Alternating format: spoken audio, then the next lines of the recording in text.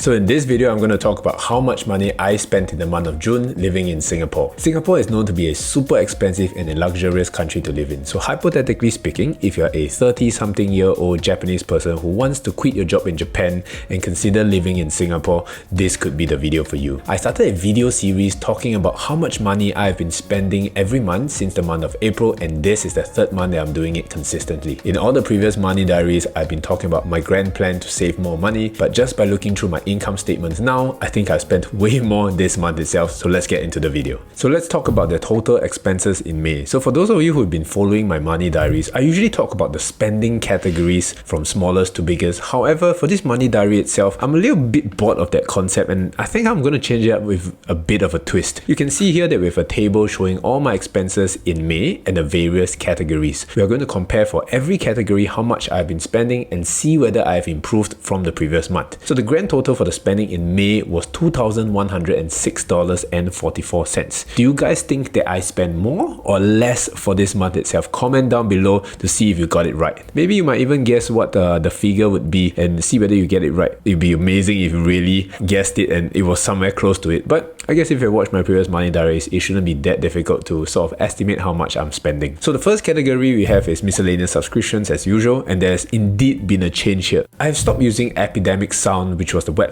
that I used to get all my music for my YouTube videos, but since I've stopped editing my own YouTube videos, I've unsubscribed from it. Or rather, I just didn't pay my bill for this month and they cancelled my subscription. So it's a very nice way of saying I unsubscribed from them, but actually they unsubscribed from me in that sense. But the subscriptions that I have right now are Flat Icon, Photoshop, Google Storage, and View Stats. So Flat Icon costs $15.89, Photoshop costs $31.12, Google Storage is $4, and View Stats costs $67.81. So the only change here is that I've stopped using Epidemic Sound and I've replaced it with View Stats. So View Stats is an extremely interesting tool that I've just added into my miscellaneous subscriptions, but basically it's a tool that Mr. Beast created, and I think he was talking about this in an interview, and it was actually a tool to look at videos, thumbnails, and titles that have actually done well on YouTube. It allows me to very quickly just search for ideas and titles and thumbnails and see what I've done well on YouTube so that I can better package my videos in a form that's likely to go viral. I still don't have a viral video yet, so I'm hoping that if I can use this website to my greatest advantage and see what has done well for people, I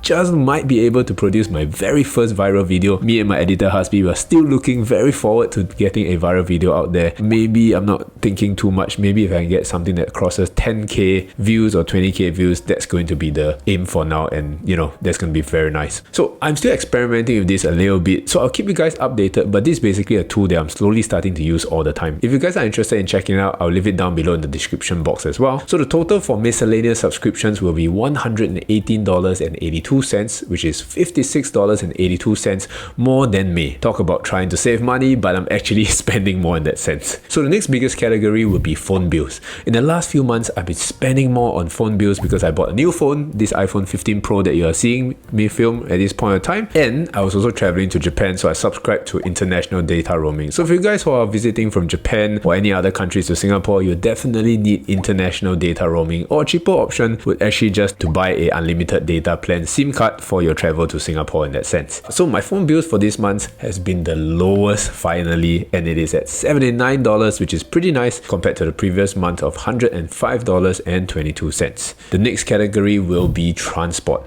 This is a very interesting category because I think I've taken a couple more cabs this month because of all the celebrations and friend meetings this month itself. As usual, it'll be split between public transport that includes buses and trains for the first category, and the second category will be just taking cab rides. So for public transport, I spent a total of $100. I don't really count it that much because of how tedious it is. You know, when you're using your credit card, I'm using the UOB Evo credit card to pay for my transport fees, and basically you would know that it comes in like sort of like a couple dollars at a time, and to tally everything up, usually I just roughly estimate, so it's about $100. I've counted them all up before and it's really tedious, but it usually comes up to around $100. But for cabs, I've taken a total of 9 cabs and it comes up to a total of $129. Usually I plan to take only 8 cabs a month in order to reach home earlier from work, but I actually exceeded this month a little bit, yeah, but that's okay. That's why I have my sinking fund that I have buffered for it. So the grand total for transport will be $229, which is a big increase from last month's travel expenses. Life and entertainment is also a category, but I don't usually spend on it. This is something that just came about this month itself. This was an exception because my friend had just shifted into his new house and we wanted to buy him a housewarming gift, so this was something unplanned that we bought for him. So if you guys are traveling from other countries like Japan, I'm sure it is normal and customary to give somebody a housewarming gift. Maybe not one that's so expensive, but you know, we've been friends for a long time. That amount of money is not too much for friends, I hope. To some extent, I guess. So it seems like this sinking fund is really sinking away really quickly, but I'm so glad that I put it into place so that I don't have to be too worried about all these miscellaneous unexpected expenses that come about. But anyways, we spent a total of $135 on this category in the month itself. As usual, for insurance and rent money, it has remained unchanged from the previous month. Still the same insurance policies, the same boring ones that I have, and the rent money that I continue to give my mom every single month. $200 for insurance every month and $500 for rent money, or rather monthly allowance to my mom, which brings the grand total to around $700 again. Now it brings us to something really interesting, which are investments. My investments for the month itself are usually what I pay my editor to help me edit my YouTube videos. And I think if you follow me from my previous money diaries, I've always been saying that I'm going to keep it under $600 in order for my investments so that I can save more money. But this month itself, I started a new challenge called the Road to YouTube Monetization Challenge, where I'm actually trying to push my YouTube videos to get monetized on my YouTube channel. I'm actually just short of maybe 700-800 hours watch hours to get monetized, and that's why I'm investing more in my YouTube channel this month itself. So yes, if you guys want to settle down in Singapore from, let's say, Japan, money is very important, especially when you are hitting your 30s like what I am doing right now. So I've decided to increase my YouTube uploading frequency to 2 times a week, so I have to pay my editor more as well. So for last month, I spent a total of $561 on 4 videos, but this month itself, I've increased it to a total of 7 videos, which have cost me a total of $824.77. So it's increased by more than $250, but I recognize it as a worthwhile investment. I've been posting consistently on my YouTube channel for the last year itself, and so far I've earned a grand total of $0 on YouTube. So now this is my chance to push for this channel to finally get monetized.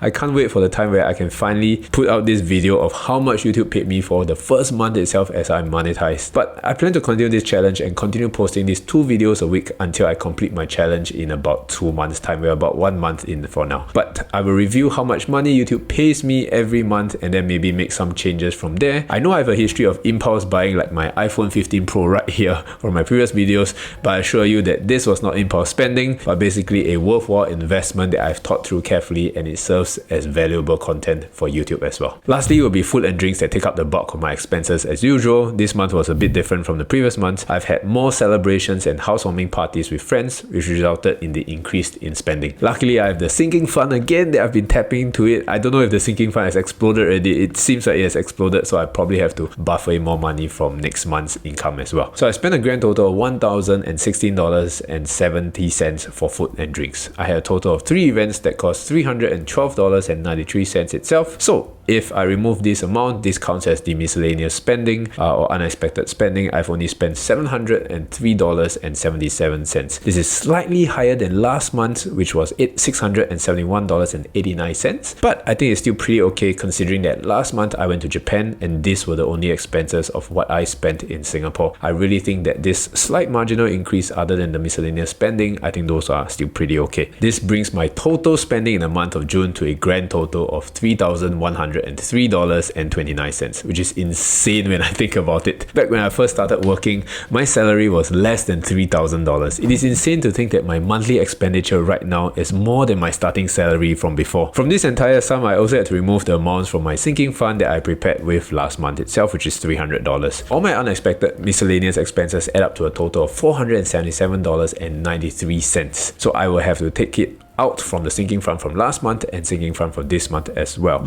I just did my June income and I think I'm going to put $500 into the sinking fund for this month itself of June so that I have a little bit more money to buffer for the coming weeks in that sense. And of course, I earn a little bit more money in June as well. So if you guys are interested in that video, definitely wait for that video to sort of drop after this video itself. Other than that, I also had $600 from my previous month into my travel fund. So I'm going to top up another $600 into the travel fund right now again. Considering all my expenses, they have not increased much in terms of the discretionary spending on food and drinks. In fact, I think I've made a more conscious effort to actually save more money and eat cheaper food throughout the month itself. The part that really increased were my YouTube related expenses, which is okay considering that I might be monetizing my YouTube channel soon. And since my channel has hit 1,000 subscribers, brands have been reaching out to me a little bit more through email, so I'm hoping that might be an additional income source in the future as well. As usual, I'll be doing a follow-up video, which is how much money I earn and invest in the next few videos, so definitely watch out for that video as well. If you guys enjoyed this video here, then you guys will probably enjoy this video here on how much money I really made living in Singapore. Thanks for watching, have an amazing day as usual, and I'll see you guys in the next few videos. Bye bye.